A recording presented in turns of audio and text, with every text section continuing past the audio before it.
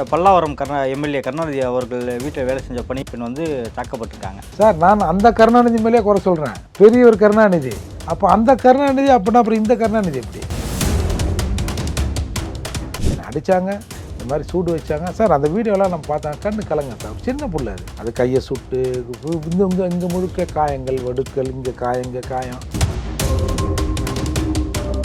சிகரெட்டை வச்சு சுட்டாங்க. யார் சுட்டா அப்படிங்கிறது ஒன்று இருக்குல்ல. அப்போது உங்களுக்கு அந்த அகம்பாவம், அந்த ஆணவம், அந்த திமிர். பார்த்தீங்கன்னா சார், இதுக்கு வீசிக்காக ஒரு ஆறுதலனோ அந்த பெண்ணுக்கு போய் பார்க்குறதோ எந்த விஷயமும் தெரிவிக்காமல் இருக்காங்க. சார், அவங்கள தான் வந்து அண்ணா அறிவாளத்தில் கட்டி போட்டு ரொம்ப நாள் ஆகுது. ஓனர் எலும்பு கொடுத்து கடிக்க சொல்லிங்கிறாரு. எலும்பு கடிச்சுன்னு ஓனரே ஜிம்மின்னா தான் அது குலைக்கும், இல்லைன்னா அது குலைக்காது. அப்போ நம்ம அதுக்கிட்ட போய் என்னத்தை எதிர்பார்க்குறது? அந்த மாதிரி ஜட்டி போட்டு வர மாதிரி போட வேண்டியதானே. நாங்கள் வந்து இப்போ தான் நீங்கள் பேண்ட் சட்டை போடுறீங்க, அதுக்கு முன்னாடி எல்லாம் தெரிஞ்சிங்க, நாங்கள் தான் உங்கள் கோமணத்தை கட்டி விட்டோம் அப்படின்னு போட வேண்டியதானே வேணும். அதாவது சாதி பேதங்களை கொளுத்திடவா இல்லை சாதி பேதங்கள் கொளுத்திடவா?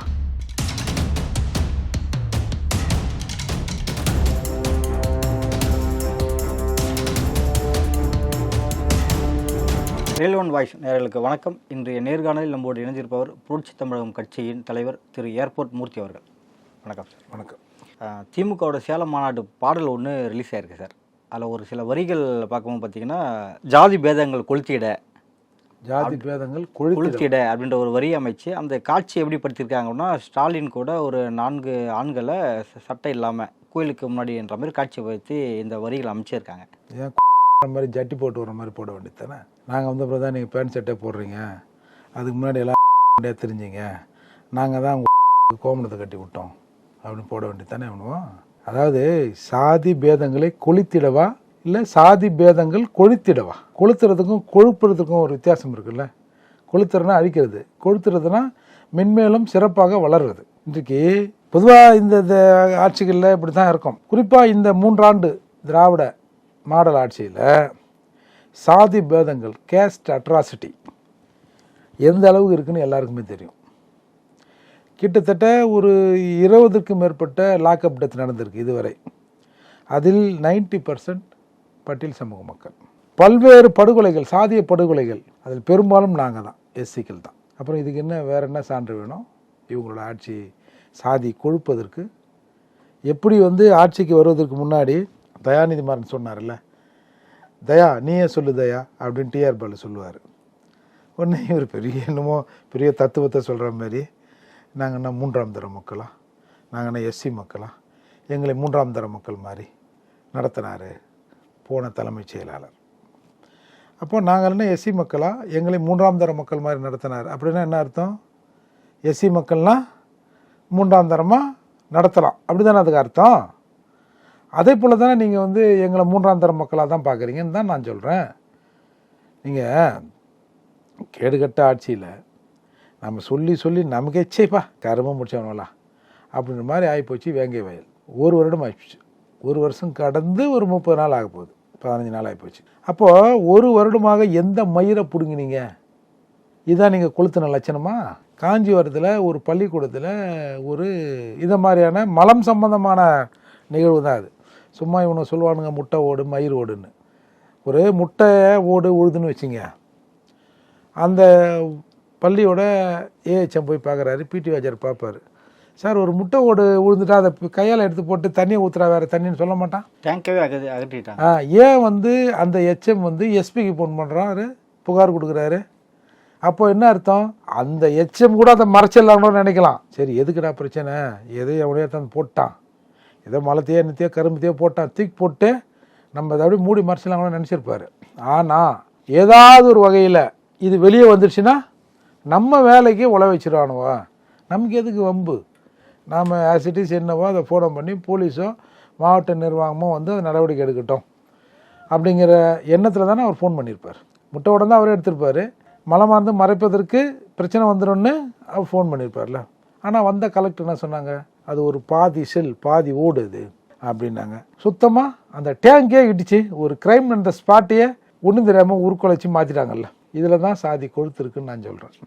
அதாவது பார்த்தீங்கன்னா, தலித்தின மக்களுக்கு பாதுகாவலர்னு ஒரு பக்கம் திமுக சொல்கிற நிலையில் பல்லாவரம் எம்எல்ஏ கருணாநிதி அவர்கள் வீட்டில் வேலை செஞ்ச பணியை விட பெண் வந்து தாக்கப்பட்டிருக்காங்க. சார் நான் அந்த கருணாநிதி மேலே குறை சொல்கிறேன். பெரியவர் கருணாநிதி அவர் சொல்லலை விசிகாவை பார்த்து நீங்கள்லாம் பொது தொகுதிக்கு ஆசைப்படலாமா? பொதுவாக சொல்லுவாங்களா, நீலாம் போய் பொது குளத்துல வந்து குண்டியை கழுவிட்டியா, பொது கிணத்துல தண்ணி எடுத்துட்டியா, பொது ரோட்டில் நீ வந்துட்டியா, பொது சாமி கோயிலில் சாமி கொண்டு வந்துட்டியா அப்படின்னு சாதி வெறியர்கள் சொல்லுவார்கள்ல. அதைத்தானே என் தானே தலைவன் கருணாநிதி சொன்னார், நீங்கள்லாம் பொது தொகுதிக்கு ஆசைப்படலாமான்னு. அப்போ அந்த கருணாநிதி அப்படின்னா அப்புறம் இந்த கருணாநிதி எப்படி? கருணாநிதி இப்படி கேட்டாரா? ஒரு ஒன்றிய செயலாளர் கேட்டான்ல, அசிங்கசியமாக கேட்டான்ல, நீ எப்போ நீ கோயிலுக்குள்ளே வரலான்னு.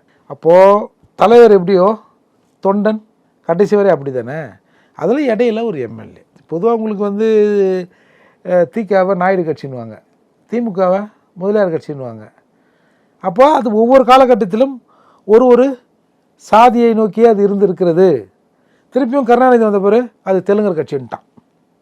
பொதுவாக தமிழகத்தில் சாதி அட்ராசிட்டி எப்போ அதிகமாச்சுன்னா தெலுங்கர்கள் ஆட்சி காலத்தில் தான் அதிகமாச்சுன்னு இன்றைக்கி வரலாற்று ஆசிரியர்களாக நிரூபிச்சிருக்காங்க. அப்போது திமுகவின் நோக்கம் என்ன? இப்போ ஆதிராவிட நலக்குழுன்னு ஒன்று இருக்குது சார் திமுகவில். நீங்கள் தான் மயிர் ஜாதி ஒழிக்க வந்தேன், மயிரை ஒழிக்க வந்தேன்றீங்களே. இப்போ எதனா பாட்டு கொளுத்த வந்தாரா கொழுக்க வந்தாரா? கொளுத்த வந்தார்ல, ஏன் கொளுத்தி கீச்சு போட வேண்டியது தானே. எதுக்கு வந்து திமுகவில் வந்து ஆதிராவிட நலக்குழுன்னு தனியாக ஒரு விங்கை வச்சு அதில் எஸ்சிக்கு போஸ்டிங் போடுறீங்க? அப்போ உங்களுக்கு அந்த நினப்பு இருக்குல்ல, நம்ம வேறு பொதுவானவர்கள் வேறு எஸ்சிக்கள் வேறுன்ற நினப்பு திமுகவின் தலைமைக்கே இருக்குது. அப்படி ஒரு எம்எல்ஏவுக்கு இருக்க தானே செய்யும். பட் இந்த அக்கரன்ஸில் எம்எல்ஏ நேரடியாக தலையிட்டாரா அப்படிங்கிறதுனால. ஆனால் நம்ம அப்பா எம்எல்ஏ, நம்ம திமுக பாரம்பரியம், நம்ம வீட்டில் இந்த மாதிரி ஒரு அட்ராசிட்டி நடந்ததுன்னா அது சப்போஸ் வெளியே வந்தால் அது எவ்வளோ பெரிய அசிங்கம். நம்மளாம் கொள்கை மாறாத குன்றுகளாச்சே அப்படின்னு அவன் பிள்ளைக்காவது தெரிஞ்சிருக்கணும்ல. நீங்கள் அந்த பொண்ணை வந்து ஒரு சின்ன பிள்ளைய இந்த மாதிரி துன்புறுத்துது மிகப்பெரிய தவறு. அது எங்கள் பிள்ளையாக இருக்கட்டும், எந்த பிள்ளையாக இருக்கட்டும் தவறு. அதை கூட விட்டுருங்க என்ன, அது இயல்பாக எல்லாரும் நினைக்கிறது, அதை கூட விட்டுருங்க. இது வெளியே வந்தால் நம்ம அப்பா 2 தடவை எம்எல்ஏ இருக்கிறார்ல, இப்போது ஏற்கனவே நம்மளை கழுவி ஊற்றுறாங்க திமுகவை. அப்போது இது எப்படி நடக்கும்ன்ற அந்த சென்ஸாவது இருந்திருக்கணும். இல்லை ஒரு சின்ன பிள்ளைய இப்படி கேவலப்படுத்த இப்படி கொடுமைப்படுத்துகிற இந்த சென்ஸாவது இருக்கணும். அப்போது இது 2த்தையும் எது மறைக்குது? திமுக என்ற திமிர்த்தனம் தான் இதை மறைக்குதுன்னு தான் நான் சொல்லுவேன். என்ன காரணத்துக்காக அவங்கள தாக்கியிருக்காங்க சார்? இல்லை, அந்த புள்ள வேலை செஞ்ச புள்ள வேலை செய்யுது, இது அகம்பாவம் தான். இது இன்றைக்கி எல்லாரும் என்ன சொல்கிறாங்க, பொண்ணு மேலே இது வரைக்கும் இந்த ஒரு சில பழிகள் சுமத்துவாங்க, அதுமாரி இது வரைக்கும் எதுவும் வெளியாகலை. இல்லை, அந்த பொண்ணும் எதுவும் சொல்ல. இப்போ நீங்கள் பொதுவாக இந்த வேறு ஹராஸ்மெண்ட்லாம் சொல்லுவாங்கள்ல, அதுவும் அந்த புள்ள ஒரு வாய் கூட சொல்ல. என்னை அடித்தாங்க, இந்த மாதிரி சூடு வச்சாங்க சார். அந்த வீடியோலாம் நம்ம பார்த்தாங்க, கண்ணு கலங்க சார். ஒரு சின்ன புள்ள அது கையை சுட்டு இங்கே முழுக்க காயங்கள் வடுக்கள், இங்கே காயம். அப்போ எப்படா நீங்களாம் இப்படி ஒரு மனசாட்சியே இல்லாமல், நீங்களும் ஒரு அப்பா அம்மாவுக்கு தானே பிறந்திருப்பீங்க, நல்ல வழியில் நீங்கள் பிறந்திருப்பீங்க சார். ஒருத்தனை கொலை பண்ணுறது இருக்குல்ல, அது கூட கோவம் வந்தால் கொலை பண்ணிடலாம் சார், அது ஒன்றும் பெரிய விஷயம் இல்லை. அது மாதிரி சம்பவங்கள் நிறைய நடக்கும். ஒரு ஆர்த்தனம் வருது, அடிக்கிறோம் மிதிக்கிறோம், செத்து போகிறான். இல்லை திட்டமிட்டியாப்பா இவர் இருந்தால் நம்மளை விடமாட்டான்பா, இல்லை இவ்வளோ பெரிய அட்ராசிட்டி இவர் பண்ணிவிட்டு பெரிய மயிர் மாதிரி மீசை வச்சு சுற்றினுக்கிறாரு அவர். அப்போ நாங்களும் இந்த சமூகத்தில் இருக்கிறவங்களாம் சூம்பையா, இவனை விடக்கூடாதுப்பா, அப்படி கூட பல மர்டர்கள் நடக்கும் சார். கொலை கூட ஒரு ஆத்தத்தில் ஒரு எமோஷனில் இல்லை ஒரு திட்டமிட்டு கூட பண்ணலாம் சார். ஒரு குழந்தை, அந்த பிள்ளை நம்ம கூடயே இருக்குது, ஒரு 7 மாதமாக 1 மணி நேரம் நம்ம வீட்லேயே தங்குது இல்லை.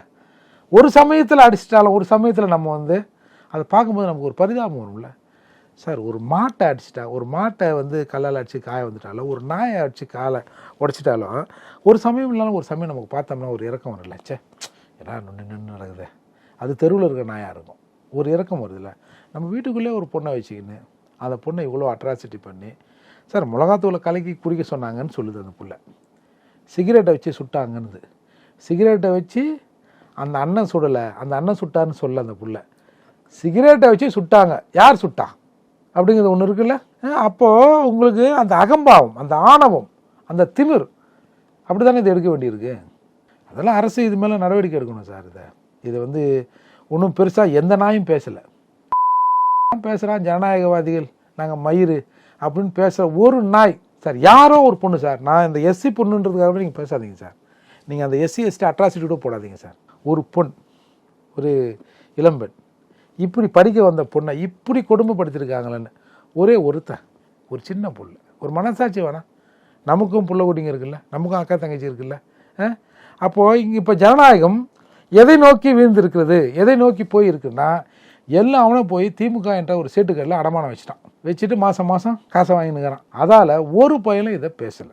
இது வந்துங்க, இது ஜனநாயகத்துக்கே ஒரு சவால் தாங்க. இன்றைக்கு இந்த பொண்ணுக்கு நடந்திருக்கும், நாளைக்கு இது பரவலாக்கப்படுதுன்னு வச்சுங்களேன். அப்போ இந்த நாட்டில் மனிதநேயம் இருக்கா, ஒரு சட்டத்தின் ஆட்சி நடக்குதா என்னன்னே ஒரு கேள்விக்குறி ஆகிடும்ல. ஆக பொதுவாக அரசு இது மீது உடனடியாக நடவடிக்கை எடுக்கணும், அது யாராக இருந்தாலும், அப்படிங்கிறது தான் என்னோடய கோரிக்கை. இப்போ பார்த்தீங்கன்னா சார், இதுக்கு வீசிக்கா எந்த மறுப்பும் இது சொல்லலை. அவங்க ஒரு ஆறுதலனோ அந்த பெண்ணுக்கு போய் பார்க்குறதோ எந்த விஷயமும் தெரிவிக்காமல் இருக்காங்க சார். அவங்கள தான் அண்ணா அறிவாலயத்தில் கட்டி போட்டு ரொம்ப நாள் ஆகுது. ஓனர் எலும்பு கொடுத்து கடிக்க சொல்லிங்கிறாரு, எலும்பு கடிச்சு நிற்குது. ஓனரை ஜிம்மின்னா தான் அது குலைக்கும், இல்லைன்னா அது குலைக்காது. அப்போ நம்ம அதுக்கிட்ட போய் என்னத்தை எதிர்பார்க்கறது? அப்பேற்பட்ட வேங்க வயல்லையே ராமஜெயம் கொலை வழக்கு கண்டுபிடிச்சி 12 வருஷம் ஆகுது, கண்டுபிடிக்காம என்ன அர்ஜென்ட்டு, என்ன எக்ஸ்பைரி டேட் எதனா போட்டுக்குதான்னு கேட்டவர் தான் திருமாவளவன் சார். அவர் முழுக்க பிழைப்புவாதி ஆகிட்டார். நீ ஏக்கன்னா கெட்டுப்போ, எனக்கு ஒரு எம்எல்ஏ, ஒரு 3 எம்எல்ஏ வேணும், ஒரு எம்பி சீட்டு வேணும், 2 இல்லைனாலும் 1 கொடுத்தா கூட போதும். நான் தண்ணீரில் இருக்கிற மீன், என்னை தயவு செஞ்சு கரையில் போட்டேன்னா நான் செத்துருவேன். அதே மாதிரி நான் பதவியிலே இருக்கணும், அந்த சுகத்தில் நான் மிதக்கணும். என்னை பதவியை விட்டு எடுத்து போட்டிங்கன்னா நான் எனக்கு ஏதாவது ஆகிடும். அப்போது நான் எதை பண்ணியாவது நான் என் பதவியை தக்க வச்சுக்கணும் அப்படிங்கிற நிலைக்கு அவர் வந்துட்டார். நாம் அவர்கிட்ட போய் எதிர்பார்க்குறது தான் நம்ம தப்பு. இன்னமும் அவரை இந்த சமூகத்தின் நபராக, இன்னமும் ஒரு ஜனநாயகவாதியாக ஒரு நியாயத்தை பேசுவார், ஒரு அநியாயத்தை கண்டிப்பார் அப்படின்னு கேட்குறோம்ல, அது நம்மக்கிட்ட தான் குறை இருக்குது. நம்ம அறிவில் தான் சில பற்றாக்குறை இருக்கிறதா நான் நினைக்கிறேன். அதால் அவர் அவர் வேலையில் சரியாக இருக்கார், நம்ம தான் அதை மாற்றிக்கணும். அவர் எப்படி சைலண்டாக இருக்கும்போது பார்த்தீங்கன்னா, இப்போ அந்த பெண் தரப்பில் யாரும் பெரிய அளவில் ஆதரவு தரலாம், அந்த பெண்ணுக்கு எப்படி நியாயம் கிடைக்கும்? கிடைக்காது தான் என்ன பண்ணலாம். அப்போ நீங்கள் சொல்கிற மாதிரி தொடர்ந்து இது தொடர்ந்துடாதா? இப்போ இவரோட எம்எல்ஏ வீட்டில், அடுத்து ஒரு எம்பி வீட்டில், இல்லை ஊராட்சி ஒன்றிய தலைவர் வீட்டில், இப்படி தொடர்ந்து இது கதையாயிடாதா? 2 வருஷம் நடக்கட்டும் சார். 2 வருஷத்தில் என்ன நடந்துட போகுது? இன்னும் 2 வருஷத்தில் ஒரு 200 கேஸ் நடக்குமா? ஒரு மாதத்துக்கு ஒன்றுன்னா 2 வருஷத்துக்கு ஒரு 24 25 கேஸ். ஒரு 50 வருஷத்துக்கு முன்னாடி தாக்கப்பட்டது இன்றைக்கும் தாக்கப்பட்டு தானே சார்? நான் என்ன சொல்கிறேன், இன்னும் 2 வருஷம் திமுக ஆட்சி இருக்கும், இன்னும் ஒரு 50-100 கேஸ் நடக்குமா? அடுத்து நாங்கள் போராடுறோம். என்ன இப்போ 50 பேரில் பாதிக்கப்படல, என்ன உலகம் அழிஞ்சிட போதா, இல்லை அப்படியே பெண் இனமே சுருங்கிட போதா? ஒரு 2 வருஷம் கழிச்சு போராடிட்டு போகிறோம். நீங்கள் வேணால் பாருங்கள். யார் சார் போராடுவாங்க? இதை இன்றைக்கி எவனெல்லாம் போராடாமல் இருக்கிறானோ, இன்றைக்கி எவனெல்லாம் கட்டி போட்டு வாய்க்கு சூனியம் வச்சு ஊமையாக இருக்கிறானோ, அவன் எல்லாம் இன்னும் 2 வருஷம் கழிச்சு போராடுவான் பாருங்க. இதே மாதிரி அட்ராசிட்டி நடந்தான். பார்த்தீங்கன்னா, பாதிக்கப்பட்ட அந்த பட்டியலின பெண்ணுக்கு அண்ணாமலை அவர்கள் மட்டும்தான் இப்போ குரல் கொடுத்துருக்காங்க. ஸோ மீடியாக்களும் இது பெருசாக பேசப்பட்டு வருது. இதை கன்சிடர் பண்ணி கண்டிப்பாக அவங்களுக்கு தண்டனையை வாங்கி தருவாங்களா, இல்லை எப்படி ஹேண்டில் பண்ணுவாங்க இது டிஎம்கே? இது பேசுகிற வரைக்கும் எஃப்ஐஆர் போட்டதாக தெரிய வரல. அதெல்லாம் இப்போ ஒன்று சொல்லிட்டாங்க, அந்த பொண்ணு உளுந்தூர்பேட்டில் கம்ப்ளைண்ட் கொடுத்தது, இதோட அந்த குற்றம் நடந்த அக்கரன்ஸ் நடந்த லிமிட் நீலாங்கரை அனைத்து மகளிர் காவல் நிலையத்துக்கு வருது. அந்த புகார் இங்கே வந்தால் நாங்கள் விசாரிப்போம் அப்படின்னு சொல்லியிருக்கிறாங்க. நாளைக்கு என்ன சொல்லுவாங்க, யார் கம்ப்ளைண்ட்டோ அவங்க வரவே இல்லை, அதால் இந்த புகார் அப்படியே இருக்கிறது, இந்த சம்பவம் அப்படியே இருக்கிறது, எங்களுக்கு புகார் தந்தால் நாங்கள் நடவடிக்கை எடுப்போம்னு சொல்லுவாங்க. ஆனால் பல நீதிமன்றங்கள் பல விஷயங்களை சூமோட்டோவாக எடுக்கிறாங்க. பார்ப்போம், பொறுத்து இருந்து பார்ப்போம். என்னை பொறுத்தவரை ஒன்றும் பெருசாக இதில் நடவடிக்கை எடுக்க மாட்டாங்க தான் நான் நினைக்கிறேன். இல்லை சார், இப்போ மீடியா பெருசாக பேசப்பட்டு வருது இல்லையா, அதனால் பார்த்தீங்கன்னா இப்போ உதயநிதி அவர்களே பார்க்கலாம், பார்த்துட்டு டக்குன்னு ஏன்பா இதில் பண்ணீங்க அப்படின்னு சொல்லிட்டு கருணாநிதி மகனையோ அவர் யாரையோ கூப்பிட்டு வச்சு பேசலாம் இல்லையா? இல்லை, மக்கள் பேசணும் சார். மக்கள் இது ஒரு பெரிய விஷயமா பேசணும். இங்கே இந்த சமூகத்தில் இருக்கிற இந்த இயக்கங்கள் இதை ஒரு பெரிய விஷயமா பேச பொருளாக ஆக்கணும். இந்த அரசு இதில் மெத்தனம் காட்டுகிறதுன்னு வெளியில் சொல்ல வரணும் சார். நீங்கள் இப்போ மீடியாக்காரங்களுக்கு என்ன அக்கறை வந்துடும், ஒரு நாளைக்கு அவன் பிரேக்கிங் நியூஸ் போடுவான், நாளைக்கு இதை விட 2 பொண்ணுங்களை வச்சு எங்கன்னா ஒரு இடத்துல எதனா பண்ணிட்டாங்கன்னு வச்சுங்க. இல்லை இந்த நேற்று இது இன்றைக்கி இது நாளைக்கு இப்படி மொத்தமாக போடுவான், நாளைக்கு என்னென்ன ஃப்ளாஷ் நியூஸோ அதை போட்டு போகிறாங்க.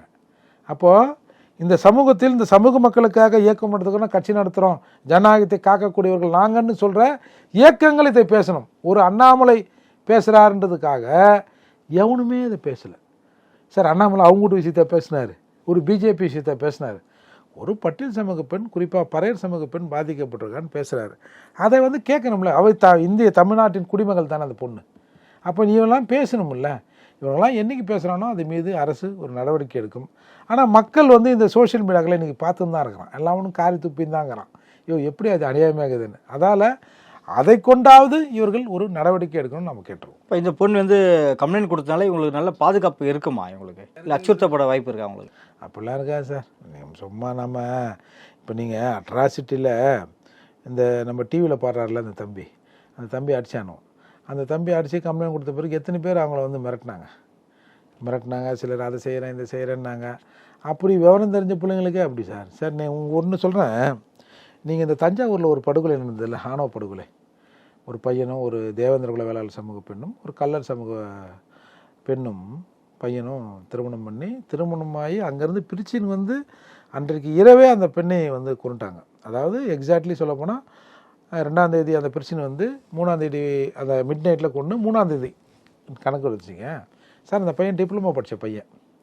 அந்த 3ஆம் தேதி நடந்த சம்பவத்துக்கு அந்த பையனால் 7ஆம் தேதி தான் கம்ப்ளைண்ட் கொடுக்க முடியுது.